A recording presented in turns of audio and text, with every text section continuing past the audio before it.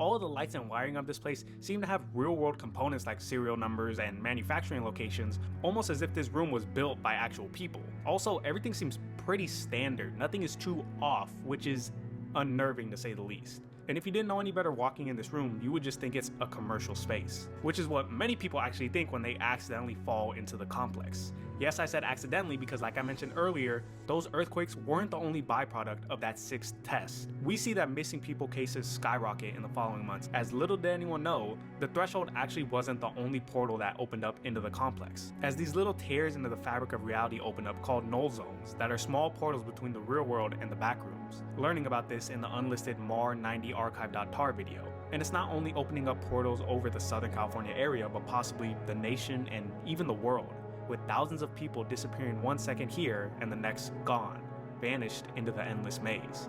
And async higher-ups learned about this actually fairly quickly, as during a research expedition into the complex on February 3rd, 1990, the research team that's out there to study and map out the area come across a body of a person half decomposed. And this decomposing process is actually halted by dangerous human-eating bacteria. The crew brings the body back to the lab where an autopsy report is then conducted. And we learn that this bacteria is actually a fairly common one, but in the environment of the complex, it's enhanced. To what degree is not fully understood yet, but they soon will. But besides all the weird stuff happening, Async is also beginning to create their presentation for the US government about their idea of infinite storage. We see their plans to small-scale terraform the backrooms and make it a habitable place for humans to work and live, which if Async could somehow harness the power of the complex's infinite growth ability, their profits could essentially become just as infinite, taking out all their storage competitors and even becoming a property megacorporation. Just imagine the money they could charge businesses, companies, renters, anyone who needs space, and never run out of area to sell. Since it's still early before the missing peoples report begins to pile in, and Async higher-ups can cover up what seems like one-off mishaps of people falling in, they can get the backing to fully expand the backrooms by the government. But if only it was that easy. As almost a month passes, when on a research expedition on February 29th, researcher Peter Tench is separated from his group. At the time, we and everybody else in Async don't know it yet, but he is pushed 3 months into the future. With Peter disappearing from the group, Async has to come up with a plan to not bring any unneeded attention to them from Peter's family, Async workers, and the eyes of the government. So, they fake Peter's death via car crash. I mean, every big corporation makes sacrifices, and I guess Async just thinks Peter is another one of those. Even with Peter's disappearance, everything still seems to be going great. They even have a meeting with the Department of Energy set up for May 8th, until... That's not a person. What is that? That is not a fucking person! Pitfalls takes place May 6, 1990, 2 days before the Department of Energy is set to come to Async Labs for their inspection of the laboratory before greenlighting any funding. On May 6th, a research team consisting of 4 researchers, Mark, George, I'm unsure about the female's name, but online I've seen her referred to as Kim, as well as our cameraman Marvin E. Lee, venture far into the complex. The team comes across this room with a floor that's covered with endless looking holes. Mark, being the team lead, ventures first, making it across to the opposing door past the holes, where he is astonished by whatever is on the other side. As Marvin tries to make his way over for documentation, he falls into one of the holes and slides into a completely different area. And here he comes across the bacterium monster. Luckily, he is able to escape and is able to report back the footage to Async Labs the same day. And this footage shocks Async employees and higher-ups so much that they decide to block off the walls that lead towards that room for what I thought was the whole production until they figured out how to deal with this monster, but more likely so that the monster could not possibly interrupt them and cause havoc as the Department of Energy presentation and tour was being given. With these quick adjustments made and seemingly everyone kept under hush, the Department of Energy finally arrives on May 8th, 1990, and are given a full tour of the facility and even future plans Async has for the complex, even getting sneakily close to see the yellow maze for itself. But while an interview is underway, an alarm blares off, coming from the threshold doorway into the complex, as someone has entered, and it's Peter Tench, who was pushed 3 months into the future to this day. Async quickly acts, collecting Tench and bringing him into the lab for testing while they are able to keep it under wraps from the Department of Energy, who greenlights funding for Async. With information from Peter Tench and the correlating camera footage he kept recording with, Async is able to learn all of what had happened. But Peter coming back kind of puts a wrench in their plans. I mean, they already held a funeral for him. If he came back and possibly revealed what he had went through to his family, or worse, the media, they would now not only face possible shutdown for illegal practices, but government investigation investigation will lead to so much jail time, some people will never see the light of day. So for the time being, they have to delay until they could come up with a plan. They tell Peter they're going to slowly integrate him back into society just to calm his nerves for the time being. He agrees and waits. With that dealt with for now, they continue expeditions into the complex, but as time goes on, they either still haven't come up with a solution to fix everything, or they have decided to just never let Peter see the light of day. But he's not content with this. What he went through is Asink's fault, and he is beginning to become paranoid for good reason. Peter starts to believe that Async won't ever let him out and are now against him. 2 weeks pass by, and supposedly Async was getting ready to bring him above land as they had him underground in the lab this whole time. He chooses his moment and escapes back into the complex. During his time in the complex, we get to peer into his mind and what he's thinking through the video I Remember, where he talks about his life that was taken from him and lost to the complex, and how he had almost become a memory like everyone else who fell in there, but he remembers everything.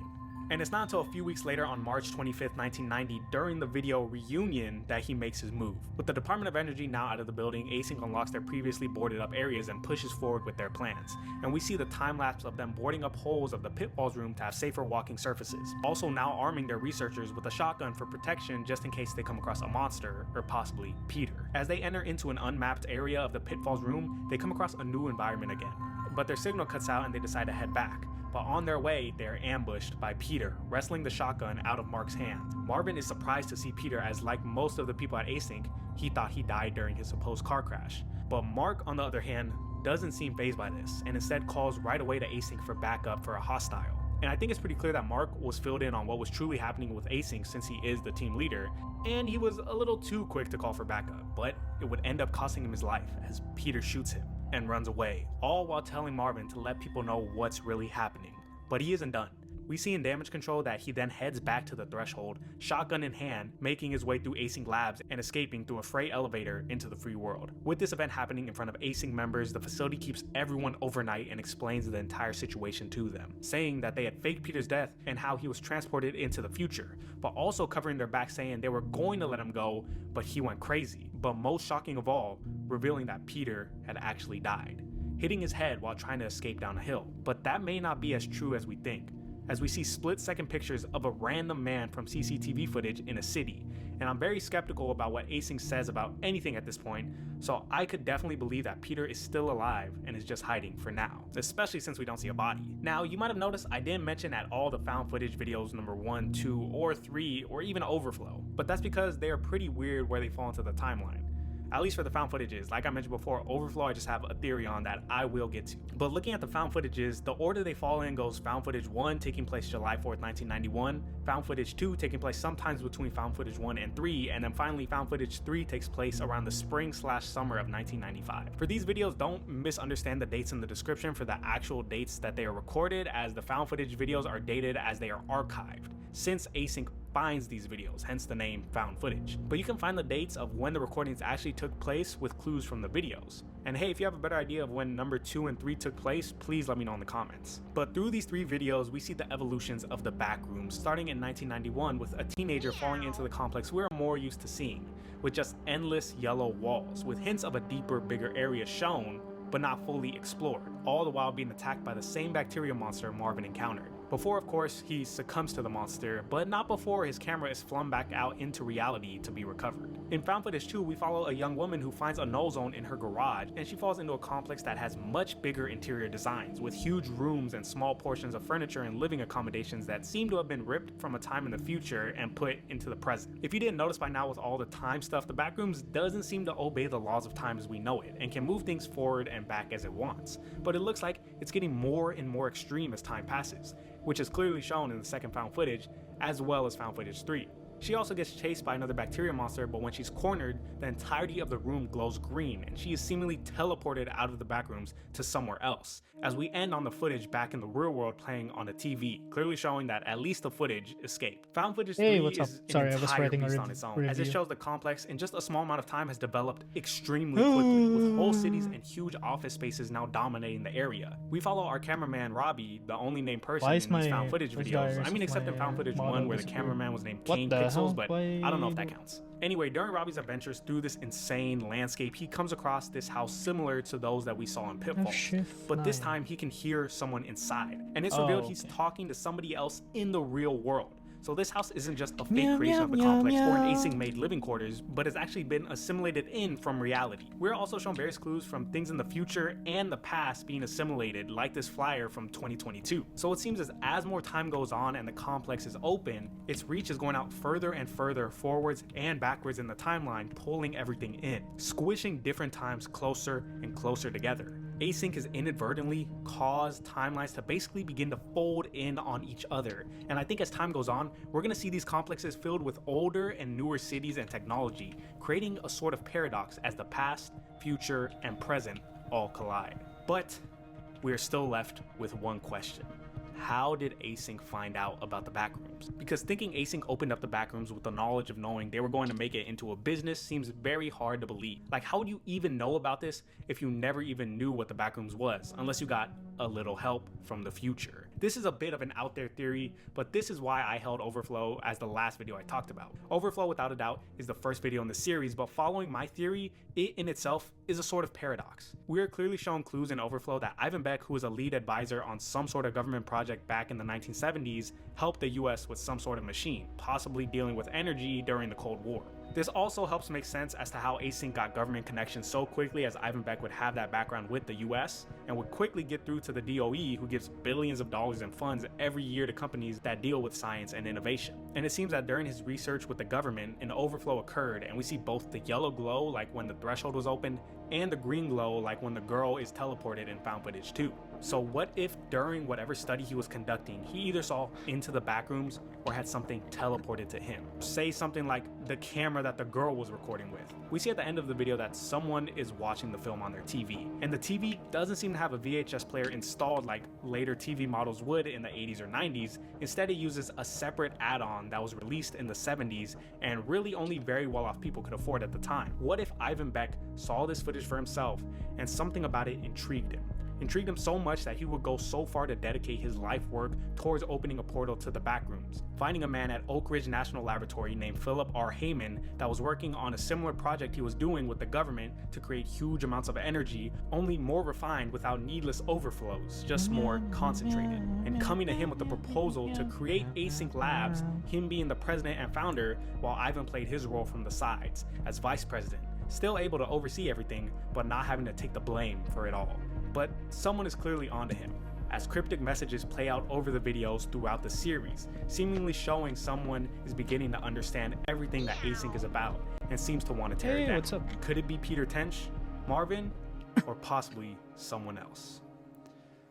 Oh my goodness, we finally finished. Thank you guys so much for watching this video. I had an amazing time making it and just diving into this series. If you have some other point of view, or maybe I missed some information, please let me know down in the comments. But if you enjoyed this video, like and subscribe, because I'm making more and more videos. Hopefully they're not all over an hour and I could get you guys some videos a little quicker, but we'll see. Anyways though, thank you guys for watching, and I'll see y'all in the next one.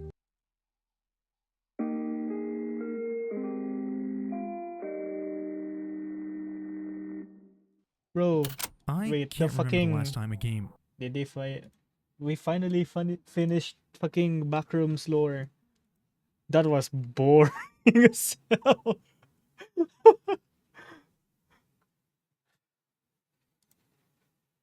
So crazy. Oh, this one is interesting. You're a backshots expert This is a pufferfish. His name is Ben.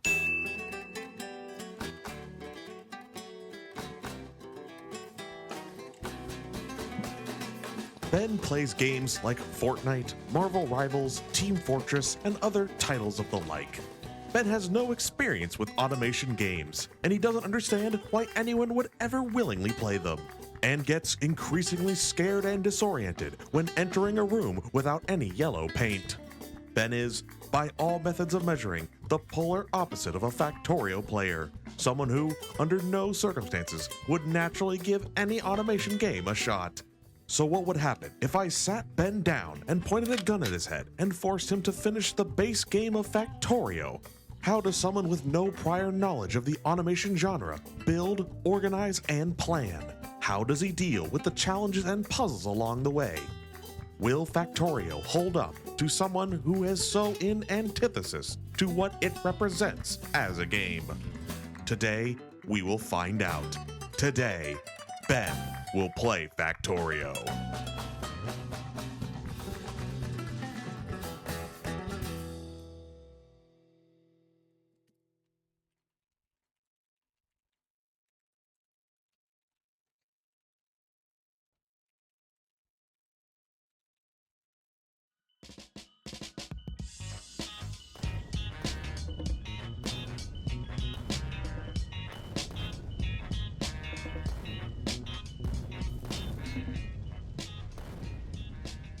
This run was streamed live on Ben's Twitch channel over the course of about a couple months, with the explicit purpose of seeing how someone with zero experience would play Factorio. So we skipped the tutorial, and unless Ben specifically asked about the controls, we were not allowed to help in any way. So as you would expect, upon discovering that right-click picks up items, he immediately went and picked up the entire ship. Yeah, I'm just right-clicking. I don't know. Oh yeah, it's giving me stuff.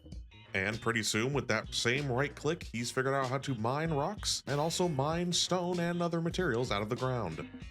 Eventually, Ben places down the starter mining drill and attempts to power it with some of the wood, and has a little bit of trouble trying to fuel it at first, but figures it out eventually. You need coal.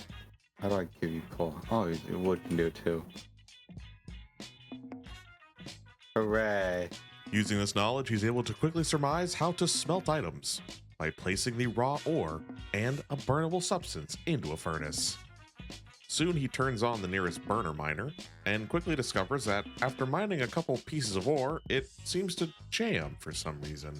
If you aren't aware, miners, unlike every other building in the game, automatically eject their mined resources out in front of them, requiring them to be constantly taken away, otherwise the machine jams. To a new player, this probably isn't immediately obvious, especially since the, build menu pops up and covers most of the screen. Miners. One of the situations in Factorio where playing the tutorial beforehand actually does really help. Eventually, after tinkering around with the belts, he notices the little arrow that indicates where the miner dumps its items. So he's able to figure it out all on his own without any help. I can tell by there's an arrow right there, so I'm guessing that's where it feeds out of. Shut the Ben's fuck next up. challenge is figuring how to Shut the rotate fuck up. items. So he proceeds to mash every single Oh my button fucking on the god, my keyboard, thighs are except for R. gone. Fuck you, Cielo. I'm not entirely sure why he wouldn't immediately try R, but Shut the fuck up. you dropped it on the ground. Wait, let me exercise. But he in quick. fact did not see now, as I had to eventually tell him that R was the key he was looking for. It's important to remember that different types of video games map your memory in different ways. While games like Factorio and other construction games commonly utilize letter keys that correspond to the action they're assigned to, first-person shooters instead group keybinds based on generic usage. After all, it wouldn't make sense for Maze Ultimate to be bound to the B key, while Tracers is bound to the P key. Alternatively, using the U key for all the ultimates is also annoying due to its distance from your primary movement keys, so linking the buttons by letter isn't as universal in games as it would initially seem. But not all difficulties can be explained away so eloquently. Sometimes it's just a skill issue. As Ben tries to use inserters for the first time, Why aren't you picking up? he completely forgets what he just learned mere minutes ago, that arrows indicate the direction of travel. But eventually, through enough trial and error, he figures it out. Oh, I see now. There. Now that he's learned all the basics, Ben finally Oh, asks I the can question feel that my all ass and my Factorio legs. players start their careers off with. Is there a way I can just have this guy self-feed into this?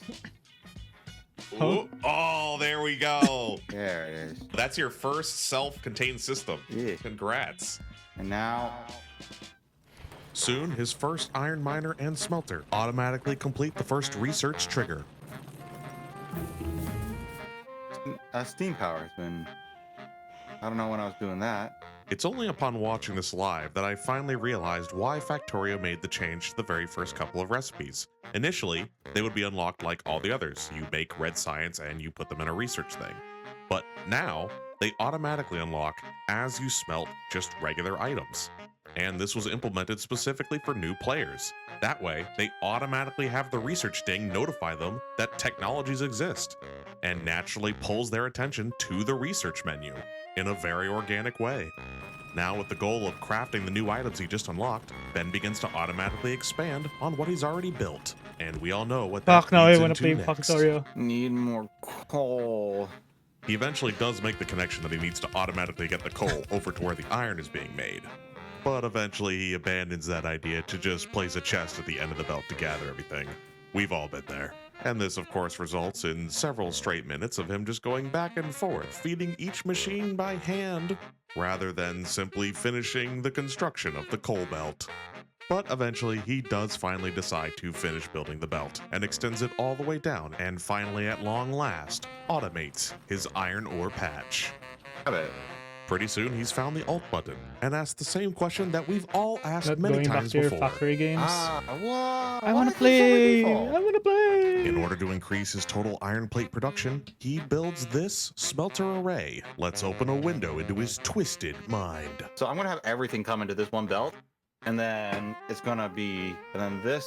See, like coal's gonna come into here. Yes. So But after so much time tinkering with other machines, he once again forgets how miners work. actually mining. I'm actually taking it out. Luckily, this regression back to yellow paint levels of gaming is short-lived. I got the stupid disease. I got the stupid disease. Factorio has a big learning Wait. curve for someone who's never played it I'm gonna before. take up this. So honestly, Really? forgetting this little tidbit of info about the miners is understandable. Of course, this design he made introduces Ben I'm gonna pause this. Piss break.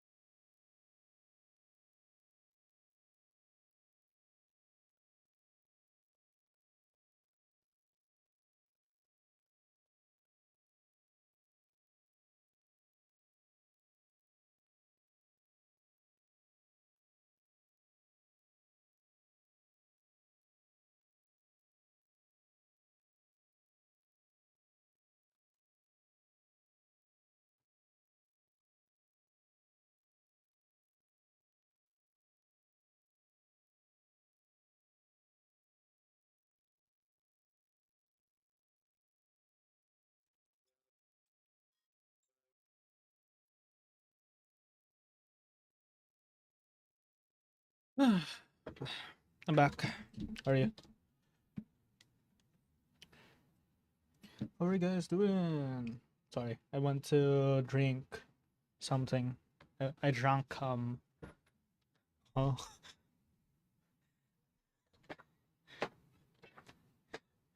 And to the concept of belt lanes Sorry. and all the mechanics associated with them. Belt lanes have 2 lanes that can be used to transfer items and can be used for different resources. Entry instructors can pick up items from both lanes, but lanes only on the far lane. Far lane? But I want it on the close lane.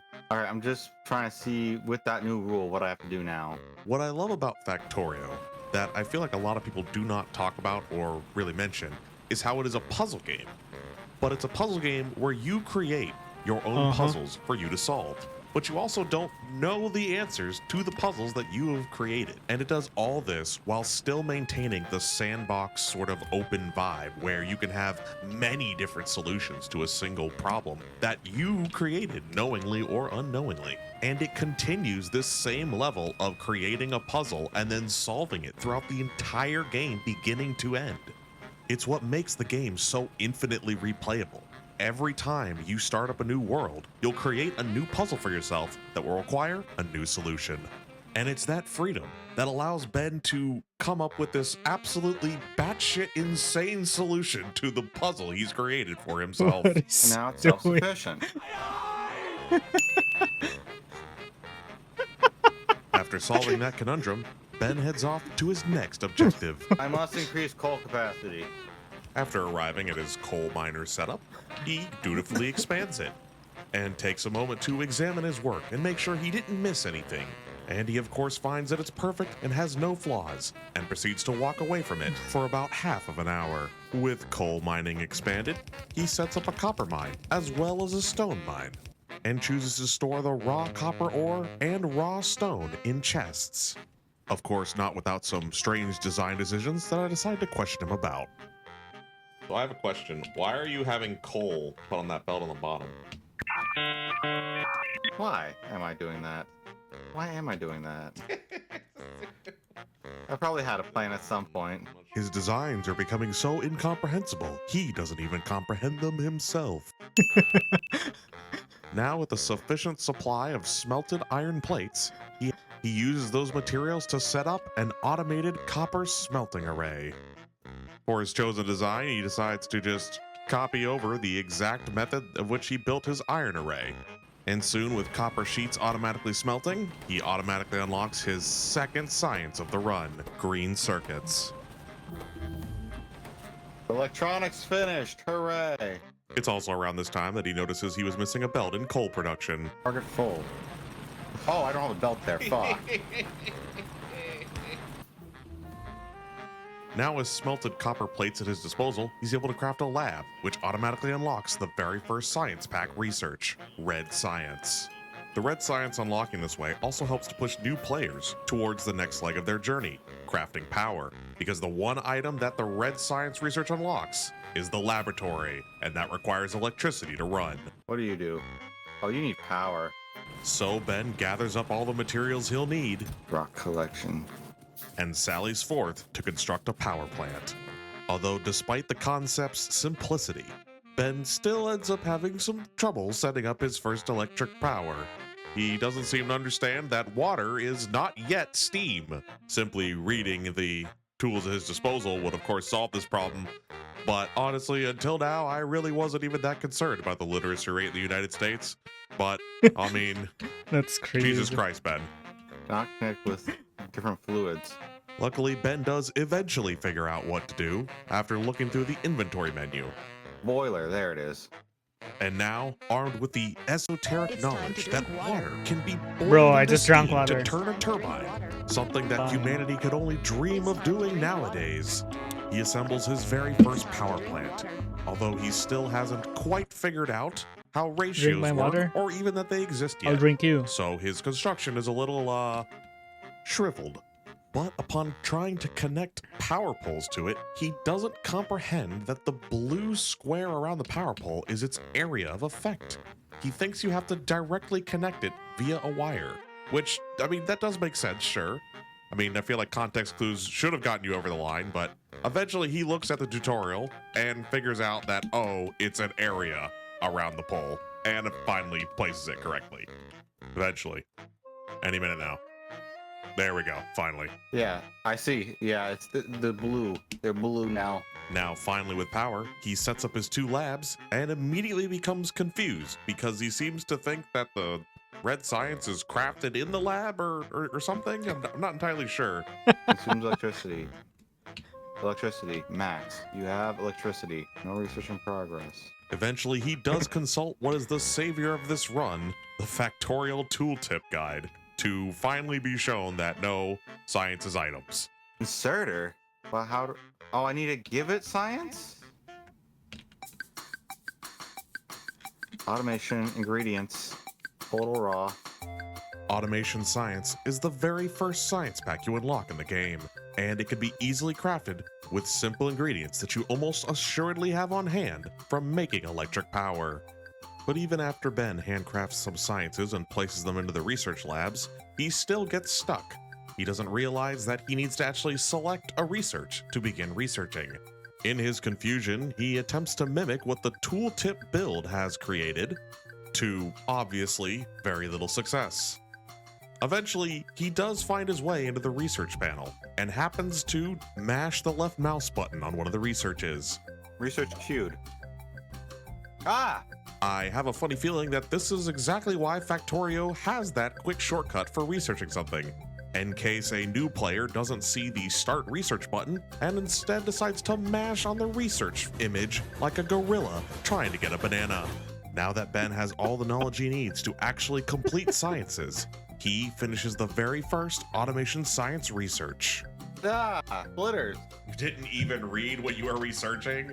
Luckily, the next thing he researches is automation, so he quickly sets up automation, using the newly unlocked assembly machines to craft his very first automated science. Oh my goodness. Look at that, an automated science. And now that Ben has finished getting a taste of automating a final product, he immediately sets out and creates a rudimentary green chip setup, and even begins looking forward to the future, planning what he's going to build next. So you have to do 75 red for a green. Damn, I need to increase production. Next, he finishes researching radars and decides to immediately take them for a test drive to see if he can find any additional resources nearby. But what he does find when he looks at the map are some, neighbors. But he ignores that for now and finishes his next research, electric miners. And noticing that he needs to expand his mining drill setup, he creates one of the most cursed fucking mining setups that I've ever had the displeasure of viewing with my mortal and immortal eyes. But eventually, the screams of the machines to need more resources finally gets to Ben's ears, and he's forced to expand his furnace setup. But of course, improving the design is out of the question, simply choosing to make it bigger than it was before, and keeping the burner inserter blazing on the opposite end of this belt, Jesus. And to cap off the early game, Ben, getting impatient over how slow the green science is researching, decides on his own to expand the red science automation and creates... Oh my goodness!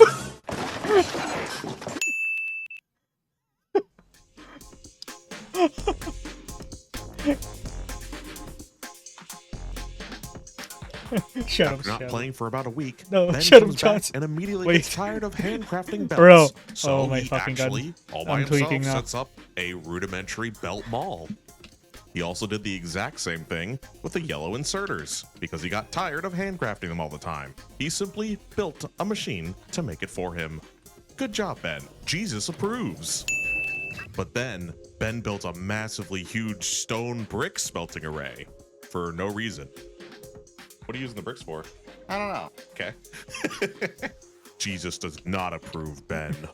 Waking cause of mine. But Shut the once he fuck up. notices that green science Shut up. actually just takes yellow inserters and belts. How He do I just, do you know, this? belts them over and makes green science. It looks So, like she's green science stabbing done. herself. It's almost like the game is designed to teach you in a way to make belts and inserters for yourself rather than handcrafting.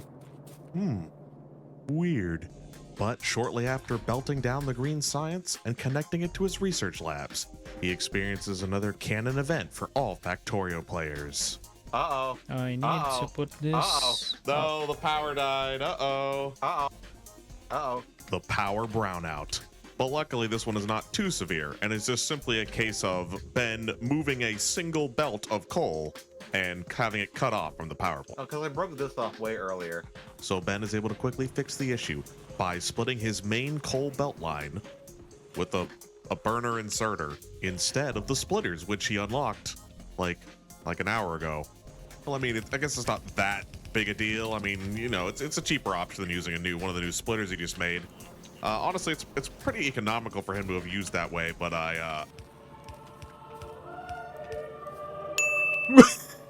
there's something to be said about cognitive rigidity. This is where you learn one way of doing something, and even though This you fucking have video. and know of a better solution, you simply refuse to adapt this new one. Ben is experiencing this right now, as he has learned that inserters can be used to split belts. And he refuses to unlearn it. Even when a much, much easier solution to his problem is literally staring him right in the face. There isn't He any just point needs to to thinking of a fucking better put- solution because the solution he found already works. One belt next to it. So crazy.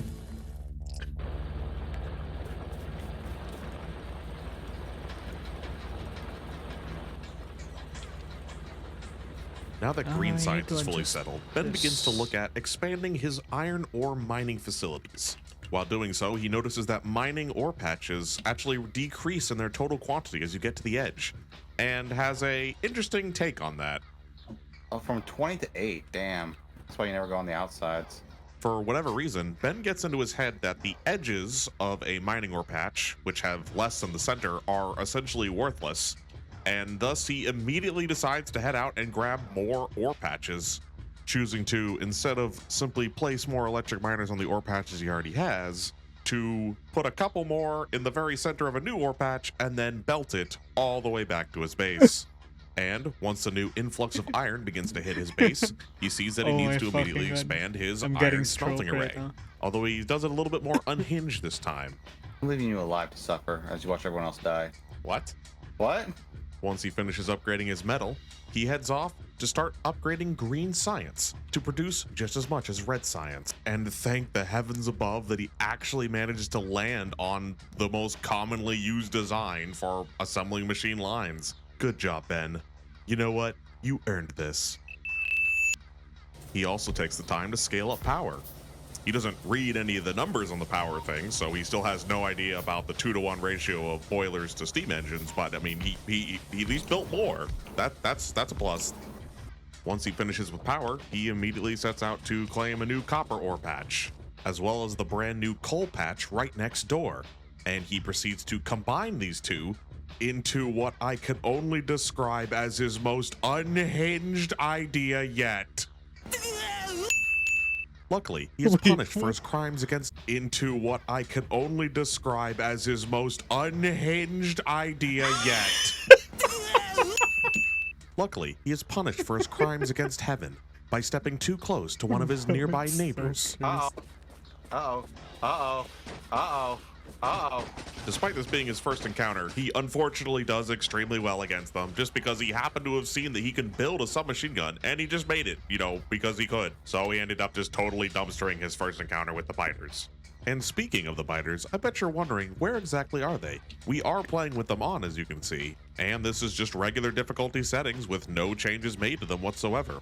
Well, Ben happened to have landed on one of the single best seeds I have ever seen in Factorio. Look at this fucking thing. Barely a desert in sight, and every single biter nest is behind multiple thick forests worth of trees to absorb pollution. And the amount of area he has is also insane. Like, this is crazy. All of this culminates in him not getting a single biter attack on his base until 9 hours in. And they really don't even do that much damage other than destroying his stupid, ugly-ass furnace stack. Not only that, his biter expansion luck was also insane. Here's his pollution cloud. Not a single biter base is inside of it. I don't even know how that attack even happened. This is after 9 hours. How haven't any biters moved into his cloud? Regardless of how little the biters have been affecting Ben, the slight against him he took very personally and went out and completely wiped out the offending biter base off the face of Novice. This is mine now. With the biter menace temporarily quelled, Ben finally sets up a steel furnace stack for the first time in the game, and even consults the tips and tricks screen to learn how to utilize splitters. That's always one off. God damn it. Which he then immediately utilizes to set up a mall for medium power poles. Ben's laziness at not wanting to handcraft items has driven him to build random malls around an entire base for all the construction parts he needs. His next objective is to start making blue science, so he heads out to claim the 2 oil fields within his territory. And exactly like you would expect, he immediately sets up pipe automation because he doesn't want to be building that shit in his inventory. And he's going to be needing a lot of them, since he is content with simply snaking regular pipes all throughout his base. Oh, the horror. So, dear viewer, now that Ben has set up sulfur production, what do you think he's going to make with it? Is it A, blue science, B, nothing, C, explosives, or D, turning it all into sulfuric acid so he can make a fuck ton of accumulators he'll never use? Vote on your phones now. It's D. Of course it's fucking D. You knew it was D the moment I fucking said it. He turned it all into fucking sulfuric acid, and he fucking turned it, and then he turned all the sulfuric acid into accumulators. No, I don't know why he did this. No, he does not know why he did this. He just did it, and they sat there in the chest the whole game. Amazing. As you would imagine, this quickly drains all of his petroleum he just made, and he is forced to immediately expand his oil processing by making this abomination. He follows up this lovely design by automating the second ingredient of blue science, engines, which quickly puts more strain on his iron and steel processing, which he decides to fix by moving iron ore from the beginning of the furnace stack to the end. With the iron ore issue solved, he utilizes a brand new coal patch to make plastic and begins construction of the red circuits automation, which is a notorious wall for new players. But Ben, surpassing expectations yet again, actually makes a pretty competent design here. Although I come to find out that the reason for the belt weaving between the inserters is that he didn't realize that long inserters can insert items directly into the center of a machine. He simply assumed that the items had to be inserted from the very edge of the machine. But with that, automation of the ingredients is complete, and Ben begins construction of blue chemical science. We're watching a new player red play chips, Factorio. and by parasitizing his accumulator automation's sulfur. And soon, he has surpassed one of the biggest walls for new players of Factorio. It's doing it. Hey. But that science said it Oh, was yeah, absolutely blue cursed, science. so... Bro is so much loud. What are you making walls for? Just because I can right now. With And he's chemical science building automated, walls. Ben, being the anxiety-ridden, antidepressant slurping zoomer that he is, has decided to assault the biters before they can assault him. So, he sets up military science, utilizing the materials he already has on hand, and begins research on the very first thing he thinks sounds cool: flamethrowers. Of course he picked flamethrowers. Of course he did. Once he crafts some, he immediately begins slinging walls and oil-filled pipes all around his borders, literally right in front of neighboring biter bases, which goes exactly how you think it would, as he aggroes the base and now has to contend with the newly evolved medium biters. All right, everybody, thanks for coming to our fire drill. As he attempts to throw grenades at the bases. As this is happening, his newly minted flamethrowers What the fuck nick is the tree line flamethrowers? of the massive western forest that has shielded his base's pollution from hell the no. biters' noses, resulting in the entire forest burning to the ground before his eyes. Remember how grateful you were that all those trees were there blocking your pollution, Ben? Yeah. Well, I still have another wall, but yeah, it's culminating in him being eaten alive by the biter horde. When you upgrade armor, up there it is. With his first legitimate defeat at the hands of the biters, he bunkers down and reinforces his western wall, otherwise known as his only wall, and upgrades his engineer's suit to modular armor and even utilizes the equipment grid, although he does have some confusion on how he's supposed to charge the batteries within his armor. So do I just like stand next to an electrical post? No.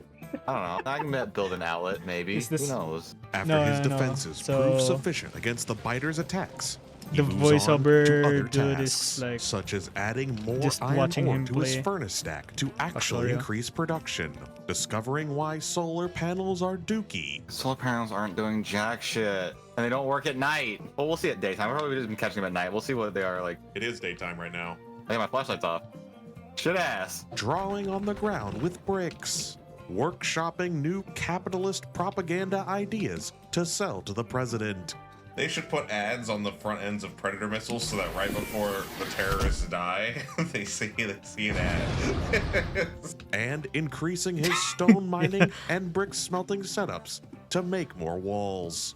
Water wet. Unsurprisingly, expanding to when yet another water ore patch is draws the water. ire of a southern biter base Why nearby. water So, not to wet? prevent any further attacks, Ben But builds wet this when phallic water. little gun chode and calls it a day.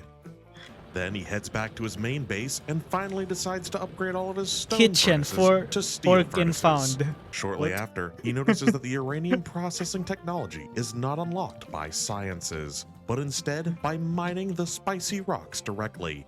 So he heads out to his nearest uranium ore patch, pipes sulfuric acid across the length of his entire base, and then belts the mined uranium to absolutely nowhere. He literally just left it like that for 20 hours, since he gets distracted by automating concrete. Where does the pipe go into for water? Ben, come on. Oh, up there, right there. Yeah, okay. But once he figures out how assembler 2s and liquids work, he immediately builds way more concrete than he'll ever need. But after yet another biter attack breaks down his northwestern wall, Oh no, I want to play Ben Factorio. decides to Shit. finally I take need the to finish fight this. to them once and I mean, for this, all. this is like almost Oopsies. finished. Well, not really, to be honest. So he has a tank now, How do I and he shoot? got fucking mauled by biters, and he's dead.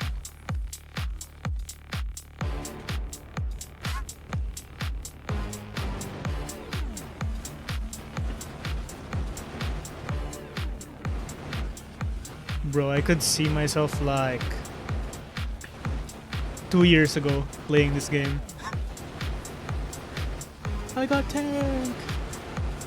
Oh, he's so dead.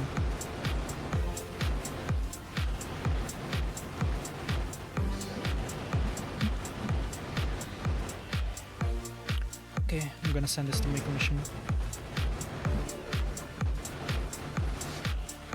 Oh.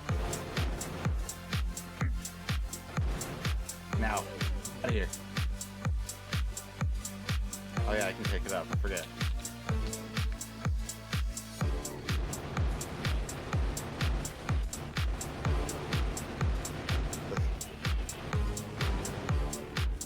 I'm gonna finish what I started long ago.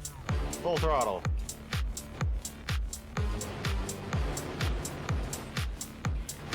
I can do this. Oh, this is a big one. Diving. Big dive, big dive, big dive. And I'm dead.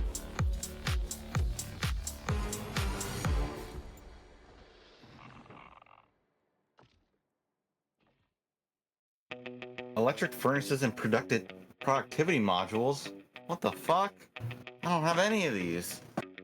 Purple production science initially seems simple at first. After all, its ingredients are made up with materials you already have automated to even get to this point. But its purpose is to push your factory to its limit. Each ingredient requires an absorbent amount of materials in order to automate at a reasonable rate.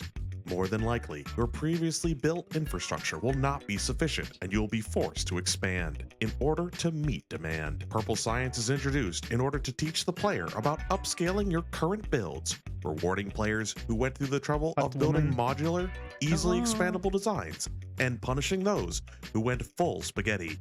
Ben falls into this trap hook, line, and sinker, like all beginners do, by believing he can simply build assemblers for each ingredient and parasitize the intermediate materials from his base. Faced with the headache of unraveling their own spaghetti nightmare, many players can sometimes choose to give up entirely at this point. But Ben is no ordinary player, because unlike most first-time Factorio players, I happen to have a gun to his head. So he picks himself up and carries on, similar to how my carry-on is directly pointed at his head. After increasing his total copper and iron mines, he adds his newly crafted electric furnaces to a furnace stack directly attached to the ore belts. Then creates entirely new green and red chip production to satiate his module demand. Then he switches to advanced oil processing to solve his red chip's demand for plastic. But this moment in and of itself is a wall for many new players, since advanced oil processing requires a perfect balancing of petroleum, light, and heavy oil. Ben solves this issue by simply turning all light oil into petroleum and turning all heavy oil into solid fuel that he just fucking places into his tank's inventory. Yeah, that'll certainly be a place to put the solid fuel. Soon, he has a brand new red circuit array fully online. Riding off his success in the northern oil field, he heads to the southern oil field to upgrade it to advanced oil processing as well. Because he doesn't have them connected together, he has two separate oil fields, making plastic in two different places. Except this time he doesn't just turn light oil into petroleum, but also heavy oil into light oil, and then that light oil into petroleum as well, crafting a advanced processing setup, which is more effective than anything I built in my first 100 hours of playing. It's enough to make a grown man cry, and it's at this point I begin to believe that Ben has truly surpassed his limits, that he has finally become, in his own right, a true Factorio pro.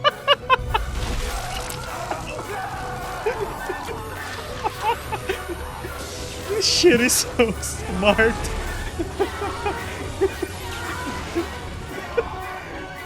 What the fuck?